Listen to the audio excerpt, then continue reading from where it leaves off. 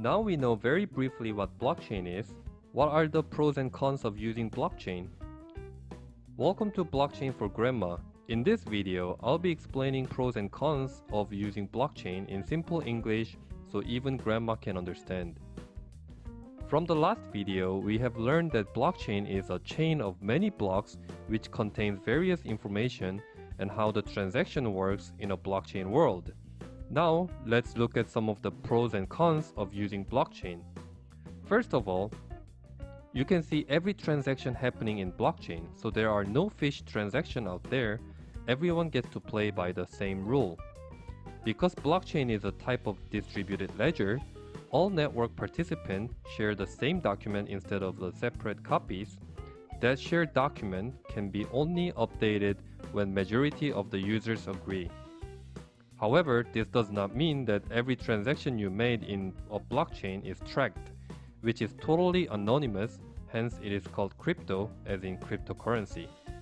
As explained in the previous slide, the data in a blockchain cannot be changed. There is an enormous number of nodes running in a blockchain, so the chance of hacking is extremely low or nearly impossible. In real world, if hard drive and backup hard drive are damaged, all the data are gone. Also, if you have lots of gold or cash inside a vault or extremely important documents stored in your local computer, a skilled hacker or a thief can steal your asset from you if they really want. In blockchain world, because of its technology, your asset will be securely stored. Sound too good to be true, right? However, there are some high risk involved.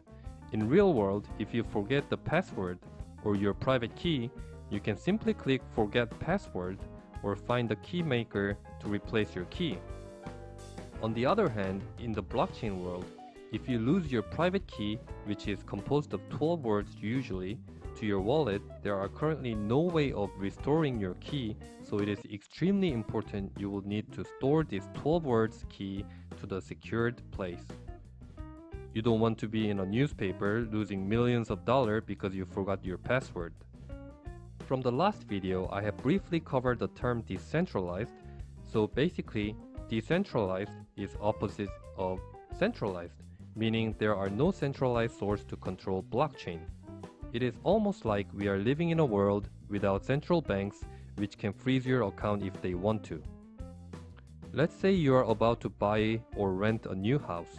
There is usually an agency involved in the middle between you and the landlord. Involving a third-party intermediary not only costs additional money, but sometimes it takes unnecessary time.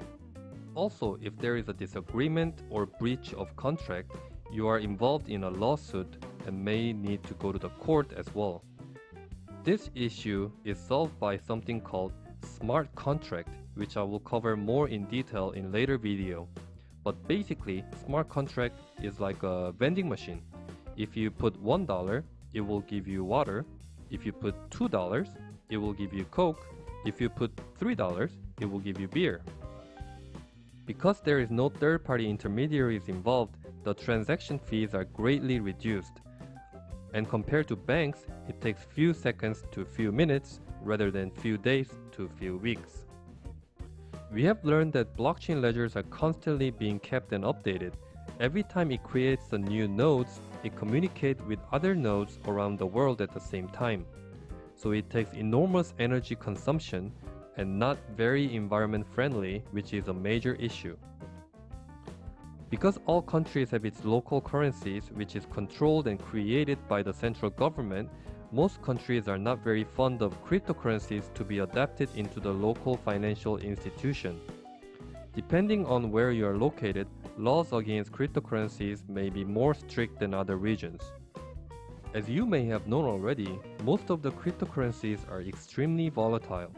Different from stock exchanges, cryptocurrencies are being exchanged 24/7 days and night. One coin may worth $100 before you go to sleep, and when you wake up, it may turn into $10. So in this video, we have looked at some of the pros and cons of using blockchain. If you think there are some important points that I missed, please feel free to share your feedback down at the comment section.